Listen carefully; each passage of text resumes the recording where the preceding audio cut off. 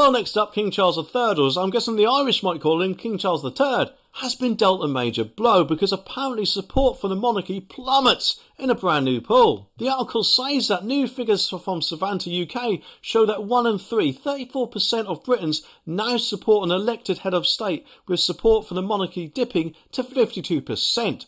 I personally am not really a royalist at all, but obviously I do understand that our country has traditions, which I'm guessing wouldn't change at all until it plummets a lot lower than that. Because obviously, at the moment, most of the country, I'm guessing, must just be happy to have the head of state whose only qualification to be the head of state is to come out of the Queen's fanny, rather than, of course, being voted on to be the actual best person for the job. And yes, obviously a lot of people out there say that they're good for tourism and they do a lot of good for charity. I've heard that before, and they're brilliant in World War II. But the thing is, so are a lot of people who obviously sacrificed a lot. But yet at the same time, we don't put those people up in palaces, castles, or give them loads of taxpayers' money, do we? But anyway, the article also says that YouGov released data on September the 8th, a year into King Charles' reign and the first anniversary of Queen Elizabeth's death. Figures from the poll showed 62% of Britons had support for the monarchy, with only 26% expressing support for an elected head of state. Which of course means I'm in the minority, but I accept that. I know it's part of our tradition and there's nothing I can do to change that. And it will probably go on for many, many years,